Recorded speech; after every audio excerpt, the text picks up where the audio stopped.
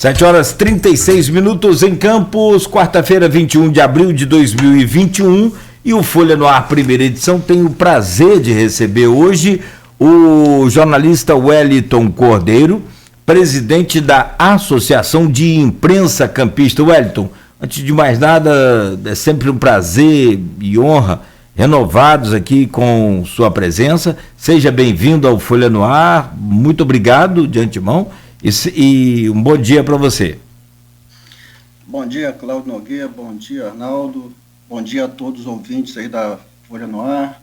É um prazer, sim, falar com vocês nessa manhã, mas é triste assim, a gente perceber que, mais uma vez, eu volto ao programa para falar de assuntos ruins em relação à classe jornalística, tendo em vista que da última vez que eu participei do programa, a gente abordou especificamente a questão da violência contra os profissionais de imprensa, e hoje eu volto aqui e certamente isso fará parte da pauta da conversa de hoje. Sem dúvida, né, Wellington? Vamos até começar, né, nesse ponto, né, que nós tivemos, inclusive aí na chamada para a nossa entrevista no blog ontem, na hora que eu publiquei, eu ressaltei isso, né? Nós tivemos um relatório do Jornalistas Sem Fronteiras, né, em que eles colocam o Brasil pela primeira vez na zona vermelha, né, do ranking mundial de liberdade de imprensa, e isso pela primeira vez em 20 anos a gente vai para bandeira vermelha. Nossa situação era um pouquinho menos pior, né, nesses últimos 20 anos. Não era ainda uma situação de liberdade plena de imprensa, mas um pouco menos pior, devido aí à questão de agressão, a questão de desqualificar o trabalho do jornalista, e isso passando também por autoridades, e sobretudo nesse período de pandemia. Eu queria que você comentasse um pouco essa posição do Brasil e como que isso reflete também no jornalismo do interior, porque parece muitas vezes que a gente fala de perseguição e de casos de violência, e isso fica de violência, muitas vezes não é só violência física, violência dessa questão de assédio moral, de questão de perseguição, que a gente sabe como que isso acontece, mas parece que é só na capital, mas no interior muitas vezes isso é até mais forte, né? Na verdade, assim, a gente, infelizmente, também não foi surpresa a gente ter acesso a esse relatório, porque é um outro dado importante que a gente acompanha, tendo em vista que a gente é muito próximo à Federação Nacional dos Jornalistas, né, a FENAGE, e a FENAGE, ano passado, também já tinha feito um levantamento e elaborou também um relatório que mostrava que a violência contra os profissionais de imprensa chegaram a níveis absurdos. Então, a gente percebe, sim, o que isso traz para a gente, assim, de leitura. É que em governos autoritários, como infelizmente a gente está passando, a imprensa é inimiga do governo. Então, desqualificar a imprensa é fazer com que só a voz oficial prevaleça. Então, mais um momento para a gente destacar a importância da imprensa nesse cenário, porque é na imprensa que a população deve confiar, na imprensa oficial, né? Não vamos colocar aqui os órgãos não oficiais, que, na verdade, eles não têm a mesma responsabilidade com a informação, às vezes não tem uma apuração correta, às vezes esse órgão se utiliza desse veículo para objetivos pessoais, mas os jornalistas que atuam especificamente na imprensa oficial não do governo, mas oficial, empresas registradas, empresas que têm uma história de bons serviços prestados para a população, esses profissionais acabam sofrendo muito com essa perseguição. E eu trago aqui, Arnaldo, uns dados exatamente desse relatório, né, para somar, para a gente perceber que isso vem sendo gradual e ascendente. Nesse relatório da Federação Nacional de Jornalismo, que eles fizeram de 2011 até 2020, só para você ter uma ideia, 2011 foram registrados 62 casos de violência contra o jornalista. 2020 pulou para 428 casos.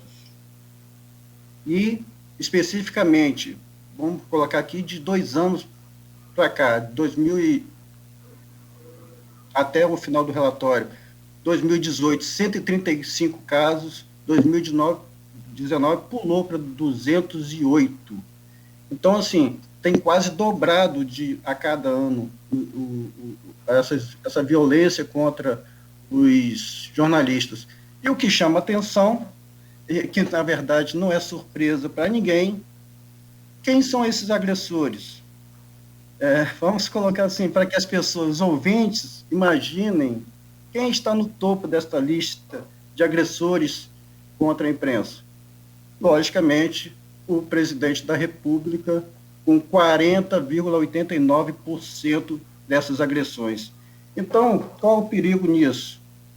Se ele, que é o líder da nação, atualmente líder da nação, ele pratica esse tipo de violência, isso se espelha para todos os lugares. E aí acaba caindo nas grandes cidades, que também acaba fazendo também esse tipo replicam também esse tipo de violência, e também no interior, porque a gente faz parte de uma federação, então, se o presidente pode fazer, então está liberado fazer esse tipo de violência contra os jornalistas. E isso a gente tem que ficar atento, e é por isso mesmo que a gente, daqui da Associação de Imprensa Campista, está junto com o Sindicato dos Jornalistas Profissionais do Estado do Rio de Janeiro e com a Federação Nacional dos Jornalistas, fazendo campanhas contra esse tipo de ato, seja do presidente ou seja de qualquer cidadão no Brasil. Não, e aí a gente passa a essa questão da violência, quando a gente fala um pouco desse posicionamento do presidente, parece que é um discurso de desconstrução que funciona muito bem, né? Porque começa, é claro que, se a gente fazer uma autocrítica, é claro que a imprensa toma posição em algumas questões. E no Brasil, essa questão da parcialidade ou da imparcialidade, ela é muito... é quase que utópica, né? Porque as pessoas acham que a imprensa é imparcial. Nos Estados Unidos, isso é muito mais claro. O New York Times toma uma posição e apoia o candidato a presidente. No Brasil, inclusive, as empresas privadas, né, no nosso caso aqui, por exemplo, pela Folha FM, não, é uma concessão. Né? Pela TV aberta, também não, porque é uma concessão. Mas, por exemplo, nosso jornal Folha da Manhã, a gente pode estampar na manchete pedindo voto para um candidato a prefeito, para um candidato a presidente, a gente pode colocar isso na manchete e não há processo nenhum. Pode até ter um processo, um pedido de direito de resposta ou de igualdade de espaço, e aí o judiciário vai analisar. Mas não há uma determinação que impeça a empresa privada de fazer isso. E às vezes isso se confunde um pouco aqui no Brasil, assim como se confunde noticiário de opinião. Mas aí essa narrativa muito em um WhatsApp, sobretudo, né, maciça em um WhatsApp, acaba confundindo um pouco a cabeça da população, e aí a gente se torna um pouco de vilão nessa história, sendo que nem sempre se tem culpa. Às vezes sim, como eu falei, temos que ter autocrítica, nós também erramos, né? Mas transformar a gente no vilão sem ser. Eu tô levantando aqui de cabeça alguns casos, por exemplo, foi a mesma imprensa que puxou, eu vou voltar aqui na época que eu nasci, nem lembro disso, Anões do Orçamento, PC Faria, o impeachment de Collor, e aí vem os graves problemas que aconteceram no governo Fernando Henrique Cardoso, naquela época do apagão, aí eu já consigo me lembrar um pouco, que é falta de energia. Mensalão no governo Lula, a imprensa que mostrou o triplex, que é alvo de operação anular, é a mesma imprensa, são os mesmos conglomerados de comunicação. Mas se falar hoje, por exemplo, da suspeita envolvendo a rachadinha do Flávio Bolsonaro, é uma perseguição, né? Como que se explica isso? Tem como a gente chegar a um consenso de como que se explica isso? O Arnaldo, assim, eu costumo dizer que esse tipo de ato, né, do atual governo Pode parecer para alguns exagero do que eu vou falar, mas aí sim é uma opinião, né, minha, na verdade, um pensamento que eu tenho em relação a isso, porque historicamente a gente percebe que isso tem um nome chamado imprensa mentirosa, ou a imprensa que mente. Isso nasceu na Primeira Guerra Mundial, né, com Hitler, durante o nazismo, em que, quando a imprensa abordava alguma matéria contra o nazismo, ele vinha com esse argumento sempre que a imprensa é mentirosa. E é interessante que, normalmente, ele colocava que na imprensa alemã daquela época só tinha judeu. Então, desqualificava a imprensa que criticava, né, o regime, dizendo que era uma imprensa formada por judeus. Hoje, no Brasil, não é tão diferente. A gente não está exatamente num processo do nazismo, né, mas de autoritarismo, e que é muito comum a gente ouvir essa expressão de que a imprensa mente, e é muito comum a gente ouvir também dizer que a imprensa é formada por esquerdistas. Ou comunistas. Então, né? é o comunista ou esquerdista. Então, quer dizer, mudou muito pouco. Mudaram, na verdade, os personagens que são atacados, né? Saíram os judeus lá da Alemanha e hoje são os comunistas que estão manipulando, entre aspas, a informação aqui no Brasil. Então, assim, é muito preocupante, na verdade, para todos nós, né, que estamos à frente, né, na verdade, da imprensa, mas é muito preocupante no sentido de que a população acaba sendo massificada. Aí você citou aí o WhatsApp, que se ele veio e ajuda bastante no processo de comunicação entre as pessoas, mas ele foi uma desgraça no sentido de possibilitar a desinformação.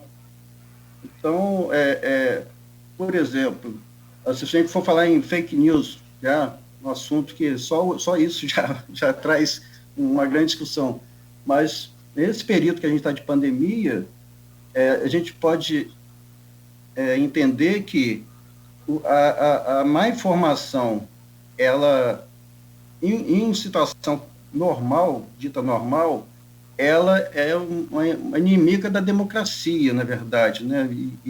Mas nesse período de pandemia, ela é uma questão de saúde pública.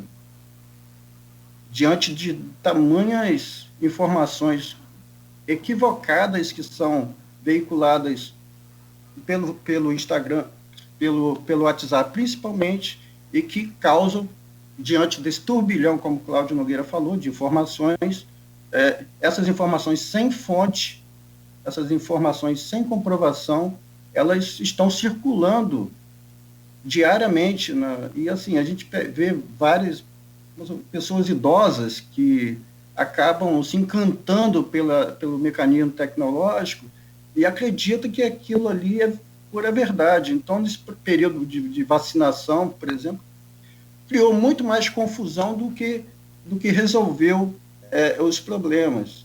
Então, assim, é muito preocupante a gente perceber que a gente está vivendo hoje, quer dizer, hoje a gente vive a pandemia da Covid-19, mas já há alguns anos a gente vive uma epidemia da desinformação, uma epidemia do autoritarismo. Então, isso tem prejudicado absurdamente, e os números, especificamente falando da questão do coronavírus, os números hoje de mortos no Brasil e os números em relação à baixíssima vacinação mostram como tem sido mal conduzido a política de saúde aqui no país. Né, e a imprensa tem um outro ponto, por exemplo, né, vamos classificá-los como bolsonaristas ou conservadores, né, a imprensa é pró-Lula, para os bolsonaristas conservadores. Para quem é de esquerda, e aí a crítica é que a imprensa elegeu o Bolsonaro ao dar apoio à Lava Jato e fazer com isso que o candidato que melhor incorporou, aí é mérito dele, que melhor incorporou o antipetismo, né, e se tornou presidente do país. A gente fica no meio, é atacado de um lado e de outro, um lado diz que ajuda um, outro lado diz que ajuda outro, enquanto o que é mais importante, que é a informação, muitas vezes é até mesmo deixado de lado, né, Ué? Exatamente. Na verdade, independente da bandeira partidária, Arnaldo, o extremismo é que é o grande mal nessa situação. E aí eu pego como exemplo, assim, vou falar abertamente que a Rede Globo de televisão, por exemplo, há um tempo atrás era considerada antilulista, né? Era a grande inimiga da esquerda, porque era contrária ao PT, a Lula, a Dilma, e hoje ela é contrária, ela é citada pelos bolsonaristas como inimiga do Bolsonaro. Então, assim, foi o que você falou. A coisa é muito temporal. Às vezes é a favor de um, contra o outro, mas hoje a gente está vivendo essa guerra de informação e que causa muito prejuízo à população. Então, a população fica no meio desse bombardeio, não só para a gente que é da área, mas principalmente as pessoas que recebem essas informações. É muito complicado, porque você vai acreditar em quem, né? Então, se vale uma orientação para a população, é sempre procurar órgãos oficiais para que eles tenham acesso às informações. E como você disse, Arnaldo, hoje existem plataformas de checagem, né? Aqui no Brasil já tem várias plataformas de checagem. Dá muito trabalho checar se é verdadeiro ou não. Olha, mas o nível de responsabilidade que você tem ao repassar uma informação requer que você tenha a responsabilidade também de buscar se aquela informação é real ou não. Porém, o que a gente percebe também, Arnaldo, assim, muitas vezes as pessoas que repassam uma informação equivocada, elas não fazem por inocência. O que a gente tem percebido dentro dessa polarização política no Brasil é que, tanto que a gente sempre vê que quem favorece essas informações, quando elas são divulgadas em rede, sempre tem uma orientação: repassem para quantas pessoas vocês puderem. Vem sempre com essa legendinha: repassem o máximo. Então, é para favorecer a alguém. Então, assim, são informações sem menor responsabilidade de apuração, e são informações que atrapalham demais aí a vida do brasileiro nesse momento de tamanha turbulência política e principalmente de saúde, né? O Rogério Bacchini comentou aqui, outro que sempre comenta junto com a gente, né, que é pra gente focar um pouco aqui no nosso canavial, falar um pouco sobre campos.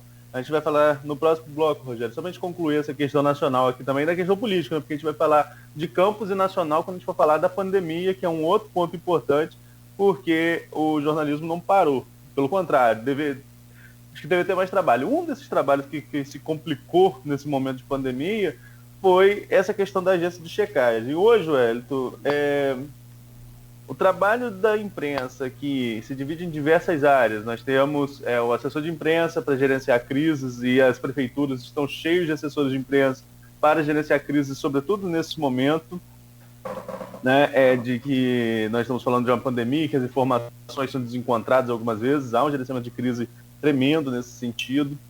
Tem as crises institucionais que sempre acontecem, enfim, tem uma série de atribuições da assessoria de imprensa, seja ela privada ou pública. Nós temos o jornalismo diário, do factual, do dia a dia, e as agências de checagem. Mas eu acho que ninguém tem mais trabalho nesse momento que a agência de checagem, né? Quem trabalha com checagem de fatos.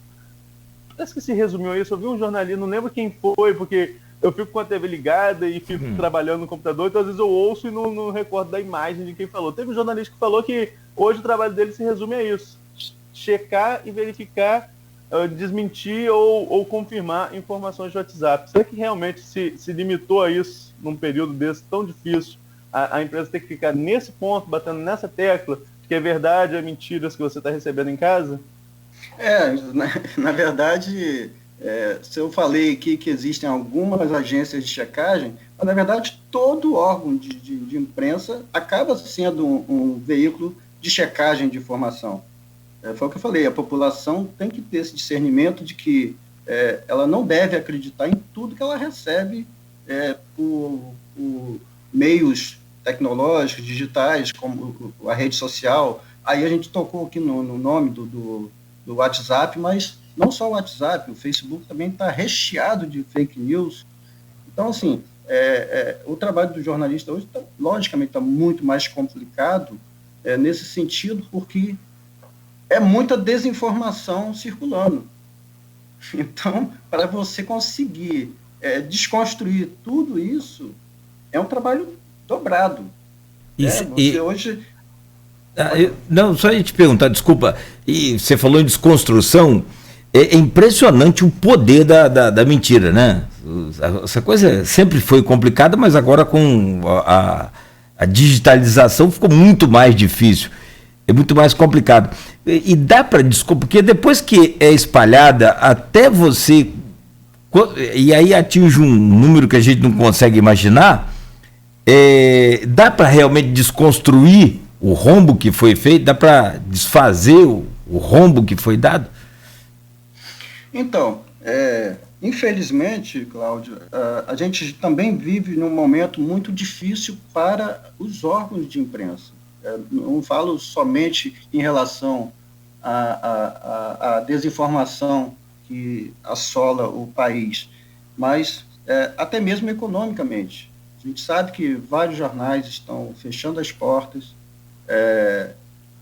e nesse sentido, as redações, nesse momento, também estão, como já foi dito aqui pelo Arnaldo, as redações também estão com a equipe reduzidas. Então, assim, é um trabalho árduo no dia a dia da cobertura do profissional para tentar diminuir essa desinformação. É difícil, mas aí cabe a questão exatamente da responsabilidade da profissão de tentar, pelo menos, fazer isso, né? Se as pessoas estão procurando o acesso desses órgãos para essa desconstrução, aí fica a critério de cada um. Mas o jornalista ele não pode esmorecer no sentido de que de estar perdido. Se o jornalista achar que não vale a pena, ele tem que mudar de profissão. Né? Então, assim, Chegou aí.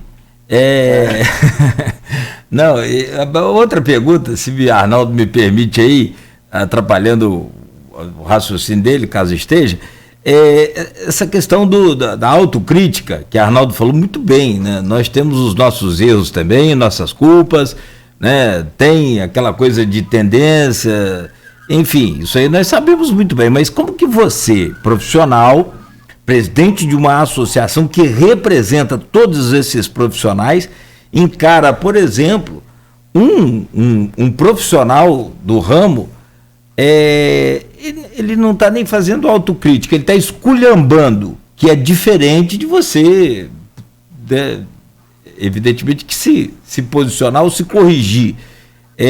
Tem vários casos do Brasil, tem apresentadores de TV, de rádio, de jornal aí que esculhamba a própria categoria.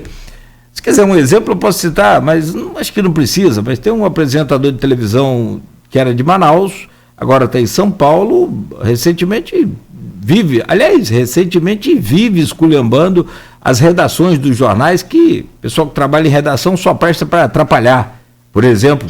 Né, ele citou lá na sua rede social. Como é que você vê isso vindo de um companheiro que era para estar defendendo a categoria? Ou não? Se de repente você concorda. Na verdade, assim, ele não é um companheiro, né? Na verdade, ele tá à disposição desse sistema justamente para fazer com que o jornalista tenha esse descrédito. Certamente ele tem as suas intenções com isso. Eu não vou aqui apontar quais são essas intenções, mas certamente ele está a serviço de algum tipo de interesse, que não seja dele, ou que seja talvez da empresa que ele trabalha, ou de alguma ideologia dele. Então, assim, em relação à liberdade de imprensa, é bom a gente esclarecer o seguinte também. A liberdade de expressão, né, ela é um marco da democracia. E isso a gente não pode deixar passar de forma alguma. Então, mas aí, pode falar qualquer coisa? Pode. Mas desde que, por exemplo, tenha um judiciário comprometido também para eliminar excessos. Então, falou coisas. Uma coisa também é o seguinte, é a crítica pessoal. Então, se você fez uma calúnia, você fez uma injúria, uma difamação, isso está no Código de Processo Civil. Então, qual é o caminho? Primeiro, você vai pedir um direito de resposta. O órgão de imprensa ele é obrigado a dar esse direito de resposta. E se a pessoa que foi caluniada, ou injuriada, ou difamada, achar que aquilo ali não foi suficiente para eliminar o que ela sofreu, que ela busque a esfera judicial. Agora, para o profissional, eu costumo dizer também o seguinte, o jornalista, ele quer expressar a sua opinião, o ideal seria o quê? Que ele escrevesse um artigo. Se a empresa jornalística quer expressar uma opinião, que escreva um editorial. Nas matérias factuais,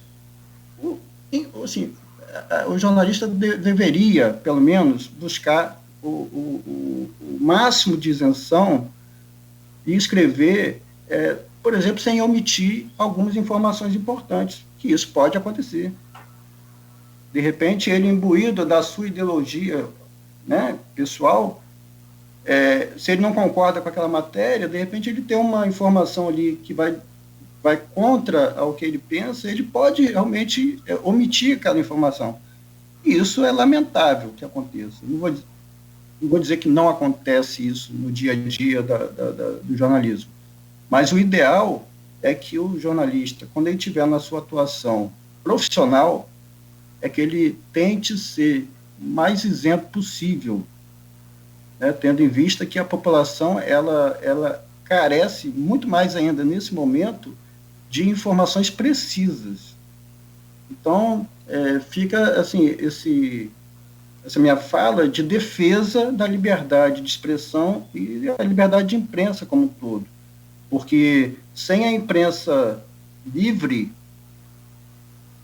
muitas inverdades, muita desinformação seriam soberanas no país. Então, a gente precisa estar sempre atento e sempre atuando nesse sentido, porque, voltando a falar da questão do autoritarismo, o autoritarismo, na verdade, ele não é muito de conversa, né? Ele não gosta de ser questionado. Ele não gosta. Perguntas aos líderes autoritários, a pergunta em si já é ofensa. Por quê? Porque ele gosta de uma coletiva, por exemplo, só ele que fala. Então, é como se o repórter só estivesse recebendo um release oficial. Então, nesse sentido, é importante que o jornalista busque, sim, investigar paralelamente do que ele recebe da fonte principal, mas também buscar em fontes secundárias para saber se realmente aquilo que é dito, aquilo que foi escrito por uma assessoria, se isso tem fundamento, na verdade, ou não. Aí, só para a gente concluir esse bloco, que a gente já estourou um pouquinho, eu vou trazer aqui a discussão, as palavras de um dos maiores autores para mim, né? Gosto muito dos livros dele, O Nome da Rosa, número 0, que é uma autocrítica ao jornalismo. Eu acho que é recomendável que todo professor de imprensa leia. Ali é uma autocrítica ao jornalismo. Humberto Eco, né, antes de partir, ele disse lá, né, que a rede social as redes sociais dão o direito à palavra a uma legião de imbecis que antes falavam apenas em um bar e depois de uma taça de vinho sem prejudicar a coletividade. Com as redes sociais, segundo Eco, né, e aí eu estou falando num dos maiores nomes de filósofo italiano, um dos maiores semiólogos da história, segundo Eco, né, normalmente os imbecis eram imediatamente calados, né, ficava na sua aldeia, né, ele estava sufocado. Mas hoje, com, né, o advento das redes sociais, eles passam a ter o mesmo direito à palavra de um prêmio Nobel. Então, assim, acho que resume bem o que é essa questão das redes sociais. E aqui, 2015, Eco morreu em 2016, né? Não pegou nem isso tudo que está acontecendo. Exatamente. A rede social, foi o que eu falei, se ela veio para facilitar o processo de comunicação entre as pessoas, também abriu porta para os idiotas. Você, parafraseando aí Humberto Eco. E não só na replicação de informações recebidas. Na verdade, também, Arnaldo, a gente tem percebido também que, principalmente no WhatsApp, a facilidade de você também se manifestar, não só receber e repassar, mas você acabar achando que você também é um profissional de imprensa. Então, a gente tem visto hoje muito uso de smartphones nas ruas de maneira discriminada. Vamos citar, por exemplo, a questão, assim, saindo um pouco da questão política, mas na questão, por exemplo, um acidente de trânsito. A gente que é profissional da área, a gente tem uma responsabilidade, por exemplo, na questão da imagem. Sim. Né? De não expor, por exemplo, o acidentado, né? De maneira que faça mal, por exemplo, a questão, assim, um desrespeito à sua família, por exemplo, de um falecido, de um acidente.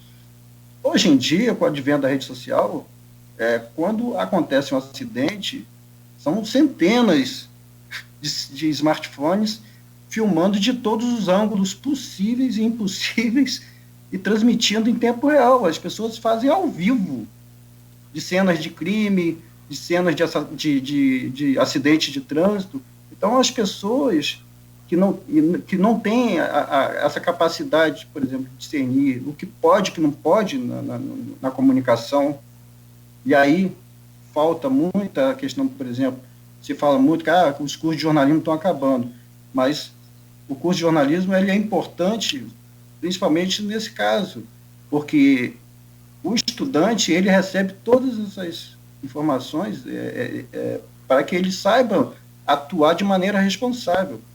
E o que hoje a gente vê parafraseando mais uma vez aí o Humberto, um monte de idiota com um smartphone na mão fazendo barbaridades. Então, assim, é terrível a gente estar passando por esse momento, e aí, mais uma vez, assim, dizer o quanto é importante a imprensa séria e responsável nesse momento. Nogueira. Muito bem. Bom, Arnaldo, são 8h09. Tem uma notícia mundial também, só para a gente fechar aqui esse bloco e voltar a conversar com o Wellington sobre essa participação, essa questão da imprensa. Tem também a essa coisa de tirar vou arriscar a palavra aqui agora, não para não gaguejar, tirar o crédito da imprensa, descredibilizar a imprensa, né? No seu papel fundamental, em vários casos, e aí você pode citar 1 milhão de casos assim de cabeça ou pesquisar aí, que é dando luz ao problema, como é um caso recente agora de uma criança que foi cruelmente, barbaramente assassinada no Rio de Janeiro. Então, é a imprensa cobrando, são os canais aí oficiais, né, divulgando, dando luz e que tem-se naturalmente aí uma apuração muito mais veloz do que o normal, principalmente no Brasil. Agora, outro papel fundamental da imprensa também, e aí no mundo inteiro, foi o caso do policial, ex-policial, né, o Derek Chauvin, que foi condenado ontem né, pelo homicídio de George Floyd. Isso aí foi inclusive motivo de comemoração de toda a população americana. Até o ex-presidente, né, fez pronunciamento, a Kamala, que também é vice-presidente americana atual, né, do Biden, também se pronunciou. Foi realmente, acho que uma virada de página aí, né, nessa questão. Tomara que mude também no mundo inteiro. 8h11, você ouviu Folha no Ar, primeira edição, aqui pela Folha FM, com o Arnaldo Neto, jornalista hoje na bancada do programa. A gente volta em instantes com o oferecimento dos laboratórios Plínio Bacelar, Clínica Proteus e Dedumas Baterias.